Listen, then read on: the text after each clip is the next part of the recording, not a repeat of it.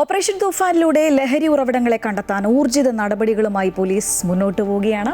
കോഴിക്കോട് അധ്യാപികമാർ പ്രതികളായ ലഹരി കേസ് സംസ്ഥാനത്ത് വേരുറപ്പിച്ച ലഹരി മാഫിയയുടെ ഉറവിടം കണ്ടെത്താനുള്ള നിർണായക വഴിത്തിരിവായാണ് പോലീസ് കാണുന്നത്. വരും നാളുകളിൽ പോലീസ് വിരിച്ച വലയിൽ വമ്പൻ സ്രാവുകൾ കുടുങ്ങുമെന്ന സൂചനയാണ് കണ്ണൂർ DIG K കാർത്തിക് അമൃത ന്യൂസിനോട് പങ്കുവച്ചത്.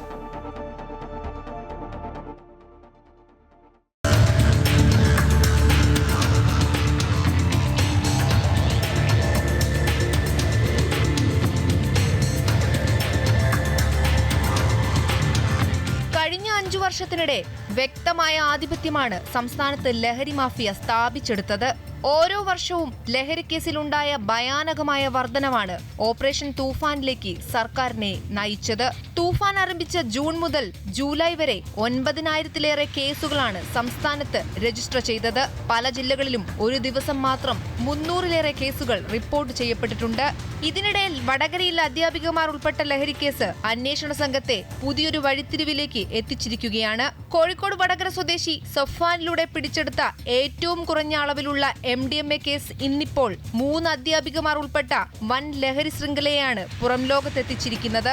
ചെറിയ അളവിൽ ലഹരി വിൽപ്പനയ്ക്ക് ആളെ ഒരുക്കി വൻ പണമിടപാട് നടത്തുന്ന വലിയ മീനുകൾ ഇതിനു പിന്നിലുണ്ടെന്ന് വടക്കൻ കേരളത്തിന്റെ ചുമതലയുള്ള DIG K കാർത്തിക് IPS പ്രതികരിച്ചു.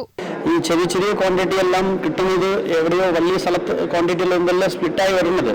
അപ്പം നമ്മൾ ആദ്യം കേസുകൾ പിടിച്ചതിന് ശേഷം ഇപ്പം നമ്മൾ ഫോക്കസ് ചെയ്യുന്നത് ഈ ക്വാണ്ടിറ്റീസ് എല്ലാം എവിടെ നിന്നാണ് വരുന്നത്, ഇത് ആരാണ് ഫൈനാൻസ് ചെയ്യുന്നത്.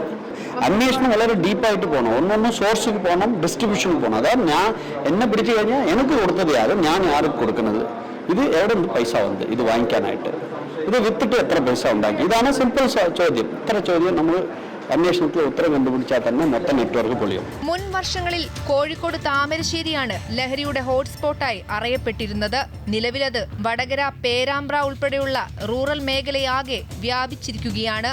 ഓപ്പറേഷൻ തൂഫാനിലൂടെ കഴിഞ്ഞ ജൂൺ മുതൽ ജൂലൈ വരെ കോഴിക്കോട് ജില്ലയിൽ മാത്രം രജിസ്റ്റർ ചെയ്തത് 847 കേസുകളാണ്. ഈ കേസുകളിലായി 872 പ്രതികളാണ് പിടിയിലായിരിക്കുന്നത്. ഈ 2 മാസ കാലയളവിൽ മാത്രം 1/2 കിലോയിലധികം MDMA പിടികൂടിയത്. അധ്യാപികമാരുടെ കേസ് ലഹരി സംഘത്തിന്റെ പുതിയൊരു ശൃംഖലയെ തന്നെ അന്വേഷണ സംഘത്തിന്റെ മുന്നിലെത്തിക്കുമെന്നാണ് പ്രതീക്ഷ. അമൃത ന്യൂസ്, കോഴിക്കോട്.